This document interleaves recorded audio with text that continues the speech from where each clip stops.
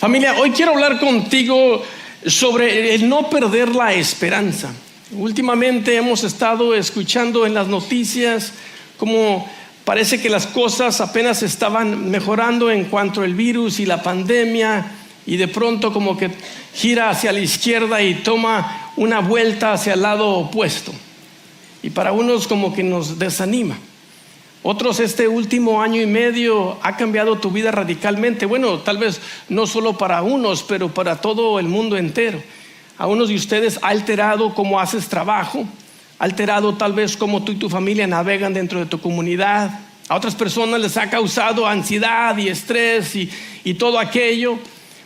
Y el año escolar está a punto de iniciar, y para unos padres tal vez te tienen pánico o de nervios, porque no sabes qué es lo que va a pasar, y todo esto a lo mejor se va acumulando y se está acumulando, y a lo mejor sientes que estás perdiendo toda esperanza, sientes tirar la toalla. Y es posible que vengas a la iglesia y cuando escuches ciertos mensajes que hablan de Jesús y hablan de sus discípulos, a lo mejor te pones a pensar: Darío, ¿cómo me hubiera gustado haber caminado con Jesús? Porque me imagino que ser un discípulo de Jesús en la época o en el tiempo de Jesús, cuando Él caminó aquí en la tierra, esto hubiera sido excelente. Yo creo que si yo hubiera caminado con Jesús, la esperanza nunca la hubiera perdido. Pues sabes que aún los discípulos de Jesús, los que caminaron con Él, tal vez estuvieron lidiando y pasando por lo que algunos se encuentran, de perder la esperanza. Y Jesús, sabiendo esto, fíjate lo que les empieza a enseñar allá en el Evangelio según San Lucas, capítulo 18, versículo 1, y dice que Jesús les contó una historia, una parábola, para enseñarles que siempre deben de orar y nunca perder la esperanza. Ahora, pausemos ahí. Si Jesús se tomó el tiempo para detenerse y animar a sus discípulos de siempre orar y no perder esperanza, eso significa que Él conocía el corazón de ellos. Que algunos de ellos, aún caminando con Él, estaban perdiendo tal vez aquella esperanza. Y ahora, ellos estaban o habían estado viviendo bajo opresión romana, y eso era difícil para ellos. Y ahora ellos tienen a Jesús aquí, y es muy posible que ellos están pensando: qué mejor que Jesús con nosotros. Pero Jesús les está diciendo a este punto de que en poco tiempo ya no voy a estar con ustedes. Y ahora para ellos las cosas no solamente están mal, pero a lo mejor están a punto de ponerse peor. Y Jesús, sabiendo lo que está en su corazón, les dice: no dejen de orar y no pierdan la esperanza.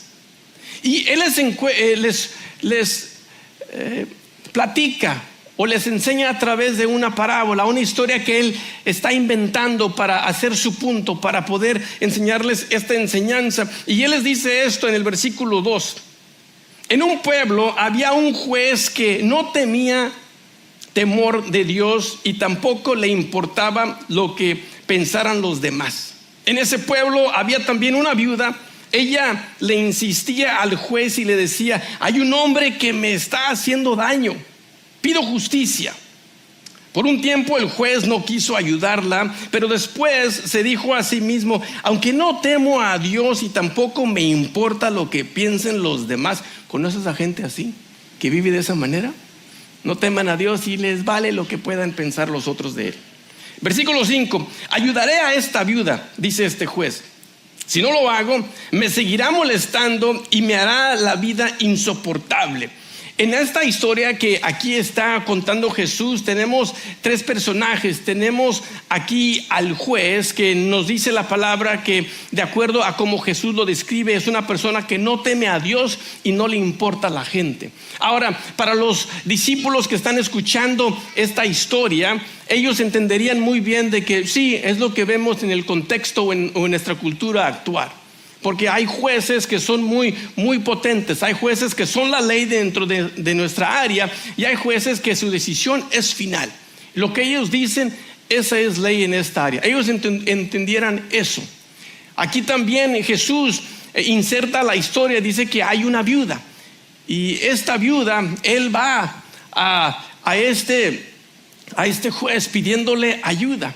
Ahora, ellos también entenderían que si la viuda está yendo al juez, se está presentando ante el juez, es porque la viuda tal vez es sola. Ahora, cuando aquí Jesús y les dice que es una viuda, es código para decir, es una persona indefensa, una persona que no tiene quien la represente y muy posible es una persona muy pobre.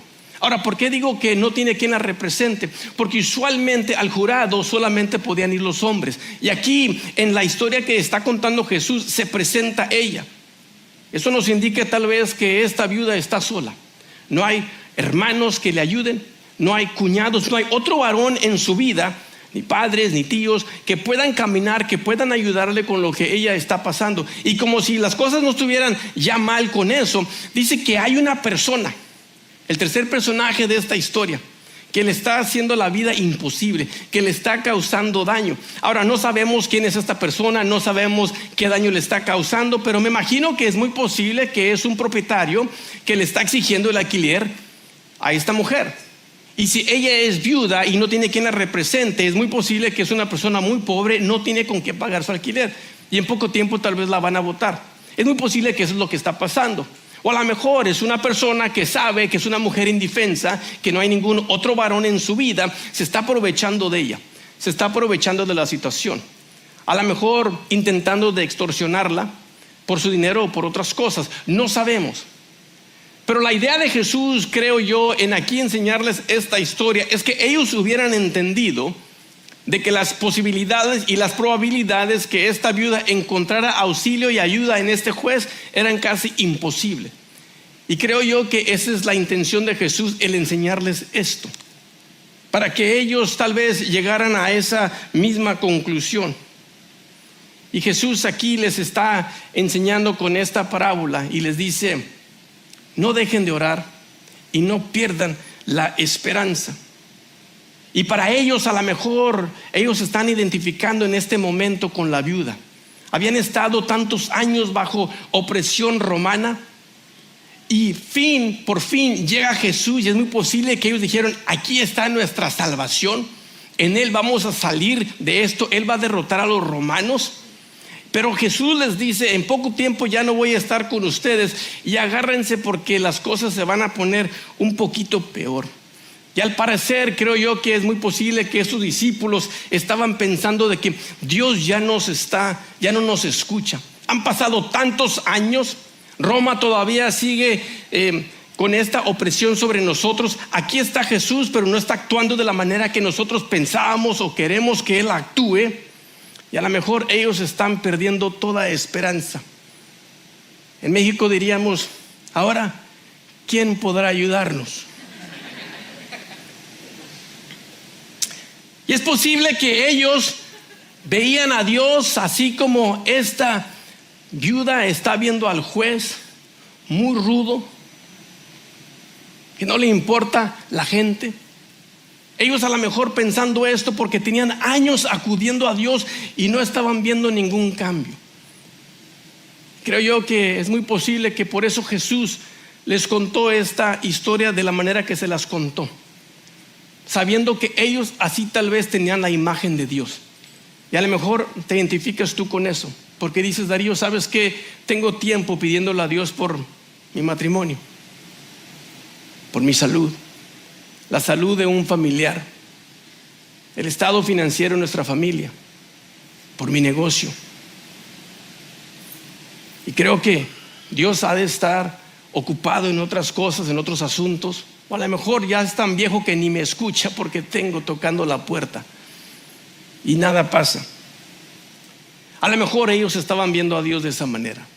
Y a lo mejor ellos se veían como esta viuda, que tenían que estar buscando, rogando y tocando la puerta de este juez para que Él actuara e hiciera algo por ella.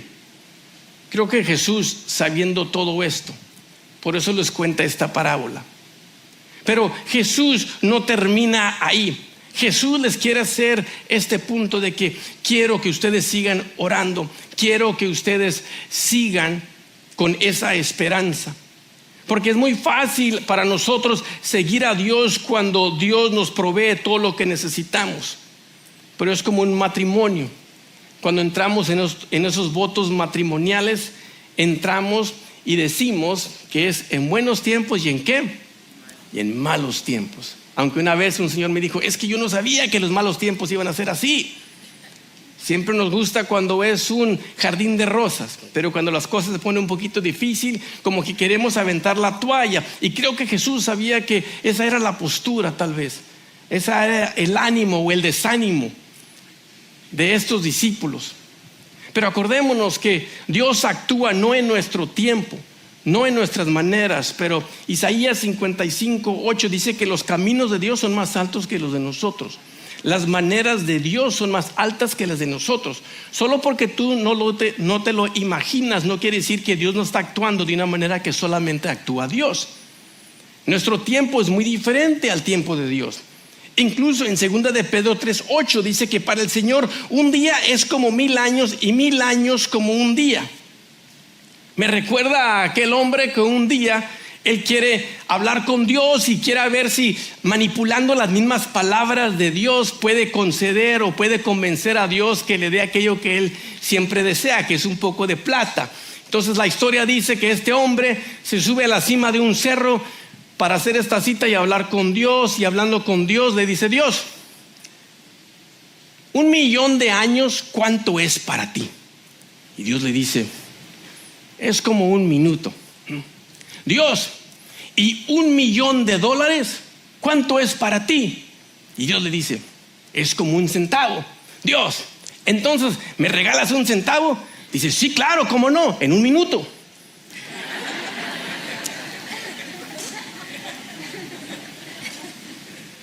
Mi punto es que es posible que Dios nos conteste nuestra petición, no a nuestra manera, pero a su manera. No a nuestro tiempo, para su tiempo. Y cuando Dios conteste tu petición a la manera que Dios desea hacerlo, déjame te digo, Él es un Padre que te ama, está locamente enamorado de ti. Y si contesta la petición de otra manera muy distinta a lo que tú pensabas, es porque Él tiene tu mejor interés en mente y en corazón. Y Él sabe no solamente lo que le estás pidiendo, pero Él sabe lo que realmente tú necesitas.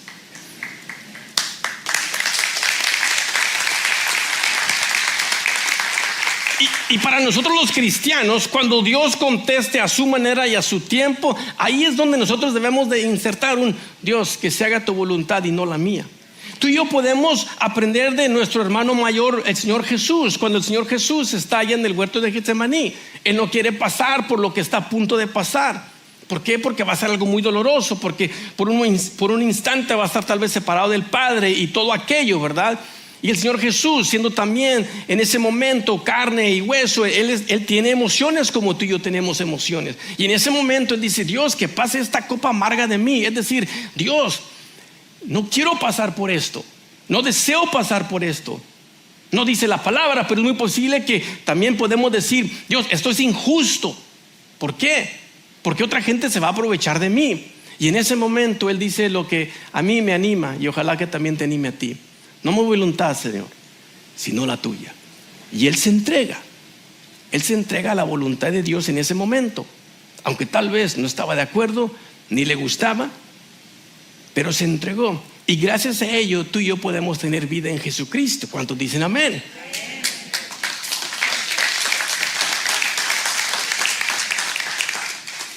Y Jesús les dice allá en Lucas capítulo 18 versículos 7 y 8, regresando a esa historia que Él está contando del juez rudo, de la viuda y de este hombre o adversario, si le podemos llamar así. Y le dice: ¿acaso Dios no hará justicia a sus elegidos que claman a Él día y noche? Sus elegidos eres tú, familia. Él a ti te ama, Él a ti te ha escogido. Ahora, Él no te obliga a que tú lo hagas a Él tu Dios, pero te invita a que tú lo hagas. Y Él te dice: si esa persona eres tú, Él te dice: yo no soy como aquel juez rudo, sino que al que clama a mí día y noche. ¿Se demorará en responderles? Claro que no. Él va a actuar por ti. Les aseguro que Dios hará justicia rápidamente para defenderlos. Eso Jesús le dice a los discípulos. Jesús le dice: yo sé lo que ustedes están pensando, y ustedes piensan que Dios es como este juez que no les está poniendo atención, que no les importa. Pero eso no es verdad. Y tal vez ustedes creen que ustedes son como esta viuda que tiene que estar rogándole a Dios. Eso tampoco es verdad. Para los elegidos que claman a Él día y noche, Él no va a detener su respuesta. Él rápidamente va a actuar por ti. Es lo que el Señor Jesús aquí les está diciendo a ellos. Jesús les está diciendo: ustedes son totalmente diferentes a la viuda. Ella no importaba en esta cultura, pero ustedes sí importan en la mía. Yo entregaré mi vida por ustedes. El juez no iba a levantar ningún dedo por esta viuda, pero Él dice: yo voy a entregar mi vida por ustedes. En ustedes pienso día y noche. Y Jesús en otro lugar nos dice su palabra, que Él le dice a sus discípulos: y yo voy a ir para construir un lugar para ustedes, y donde yo esté, ustedes pueden también estar conmigo por toda una eternidad, no solo por un ratito. Y Dios Padre es todo lo contrario a este juez, porque Dios es santo, lleno de misericordia, lleno de gracia para ti, lleno de amor. Y lo que Él está haciendo y lo que Él hizo a través de su Hijo Jesucristo es para que tú tuvieras vida y no fueras descartado como el juez tenía descartada a esta viuda. Cosas cambian, iglesia, cuando tú y yo no perdemos la esperanza. Cosas cambian cuando tú y yo seguimos orando. Y unos tal vez preguntan: bueno, Darío, ¿y hasta cuándo voy a orar? ¿Hasta cuándo? Hasta que tú veas un cambio. Hasta que tú veas un cambio, tú vas a seguir orando. Hasta que tú veas a aquel hijo adulto regresar a las cosas de Dios, es cuando tú vas a tal vez seguir orando. Hasta que ese cónyuge regrese, hasta que esa herida sane, hasta que Dios traiga tal vez sanidad a aquella persona que está enferma. Hasta ese entonces tú vas a seguir orando. Tú vas a seguir orando. ¿Hasta cuándo? Hasta que Dios haga algo. Y es muy posible que Dios haga algo diferente a lo que tú pensabas, pero ahí es donde tú y yo vamos a insertar una vez más: Dios, no mi voluntad, sino la tuya. Jesús nos dice allá en Mateo capítulo 7, versículo 7: pidan y se les dará, busquen y encontrarán, llamen y se les abrirá. Es una promesa que Dios te ha dado a ti. Te repito, a lo mejor no en tu tiempo, a lo mejor no a la manera que tú pensabas, pero la manera de Dios, que siempre, déjame te digo, la manera de Dios va a ser mucho mejor que la manera de nosotros.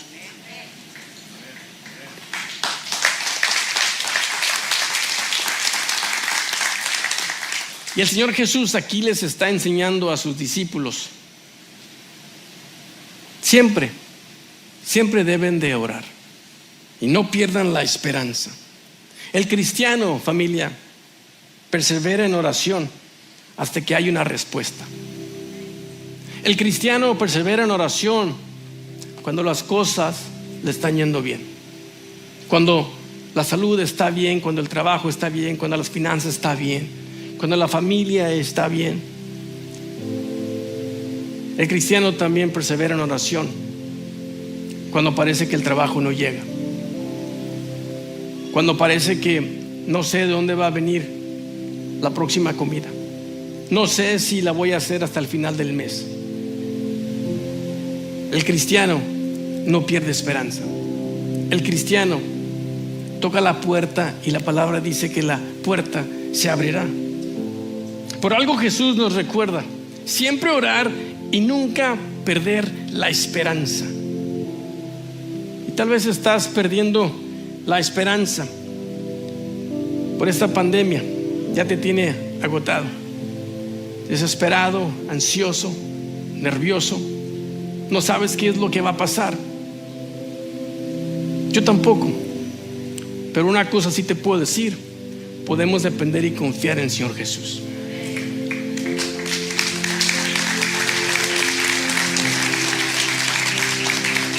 Aquel matrimonio, puedes confiar y depender en el Señor Jesús. Aquellos hijos adultos que están fuera de las cosas de Dios, puedes depender y confiar en el Señor Jesús. Aquella situación de la que nadie sabe, Dios la conoce. puedes confiar y depender en el Señor Jesús. No te desanimes, porque tu respuesta puede estar a la vuelta. No te desanimes. 2 Corintios 4:16 nos dice: por lo tanto, no nos desanimemos. Y aunque por fuera nos vamos desgastando, es decir, algunos de ustedes están haciendo muy viejos, ¿verdad? Unos vamos a quedar jóvenes por siempre. Pero dice: aunque por fuera nos vamos desgastando, por dentro nos vamos renovando de día en día. Porque estos sufrimientos insignificantes y momentáneos producen en nosotros una gloria cada vez más excelsa y eterna. Por eso, no nos fijamos en las cosas que se ven, sino en las cosas que no se ven. Porque las cosas que se ven son temporales, pero las que no se ven son eternas. No sé si te has dado cuenta.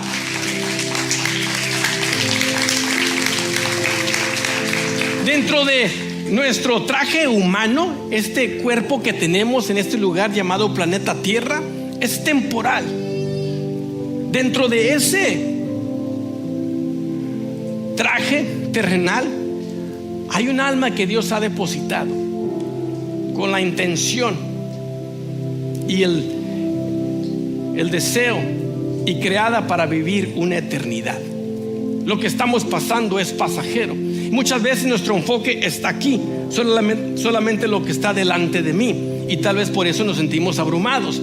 Pero aquí el escritor de Corintios nos dice: no te desanimes, no te enfoques en las cosas que estás viendo, enfócate en las cosas que no se ven, en las promesas que Dios te ha dado, en esas cosas eternas. En eso te debes de enfocar. Al estar estudiando esta palabra, me llamó mucho la atención Lucas 18:1, donde el Señor nos dice que debemos de siempre seguir orando y nunca desanimarnos o nunca perder la esperanza. Y eso me llevó allá al libro de Josué en el Antiguo Testamento, donde, si tú recuerdas la historia, están un poco antes de entrar a la tierra prometida, y Moisés, él toma una persona de cada tribu. Entonces él toma a 12 varones y les dice: ¿saben qué? ¿Por qué no se adelantan y entran ustedes a aquella tierra prometida y nos traen un reporte y nos dicen qué es lo que ven? ¿Va a ser fácil la entrada? ¿Cómo va a ser el asunto ahí? ¿Quién está habitando ahí? Van esos 12, vamos a llamarle espías judíos, van y los 12 regresan, y el reporte tiene ciertas similitudes, y una de ellas es: los 12 están de acuerdo de que la tierra es buena, fluye leche y miel. Los 12 están de acuerdo. Los 12 están de acuerdo de que pero hay gente bien grandota, parecemos unas langostas, unos enanitos delante de ellos. Es gente muy fuerte. Los 12 están de acuerdo. 10 de ellos dicen: y por eso no vamos a entrar, por eso no vamos para allá, porque la derrota es casi segura. 2 de ellos, Josué y Caleb, dicen: no, pero no se les olvide que el Señor está con nosotros. Y en ese momento Dios le habla a Caleb a través de Moisés y le dice: tú vas a heredar cierta porción de la tierra prometida. La palabra de Dios nos dice que Caleb tenía aproximadamente 40 años cuando él recibe esta promesa. Él oró, y tal vez en momentos es muy posible que él, en su carne, a lo mejor se sentía sin esperanza, desanimado, listo para echar la toalla, pero no lo hizo. Él se aferró de la palabra de Dios y de las promesas de Dios. Y aunque en el momento, en ese instante, no estaba viendo esa promesa convertirse en esa realidad, él fue fiel. Y la palabra de Dios dice allá en Josué capítulo 14, versículo 14: hasta el día de hoy es su herencia, porque siguió fielmente al Señor Dios de Israel. Ahora, lo que la palabra nos dice es que él se tuvo que esperar 45 años para que esa herencia se le diera. Y la palabra dice que hasta el día de hoy, más de 2000 años después, él y todo su linaje todavía tienen parte de esa herencia. ¿Por qué? Porque dice la palabra: porque él siguió fielmente al Señor, el Dios de Israel. Jesús termina esta historia que Él está compartiendo, esta enseñanza con sus discípulos, y la termina con una pregunta que también creo que el Señor Jesús nos está haciendo a nosotros el día de hoy. Pero cuando el Hijo del Hombre regrese, ¿a cuántas personas con fe encontrará en la tierra? ¿A cuántas personas con fe encontrará en la tierra? La promesa es que Él va a regresar. Dice aquí cuando Él regrese, es promesa. Y la pregunta que Él hace es: voy a encontrar a Iglesia Palm Valley, voy a encontrar en ellos gente de fe, voy a encontrar en ellos gente que siempre está orando, voy a encontrar en ellos gente que no perdieron la esperanza. Te pregunto, iglesia, cuando venga el Señor Jesús una vez más por su pueblo, ¿va a encontrar un pueblo lleno de fe? ¿Va a encontrar un pueblo lleno de fe? Gracias por escuchar este mensaje. Te invitamos a escuchar los próximos en www.palmvalleychurch.com.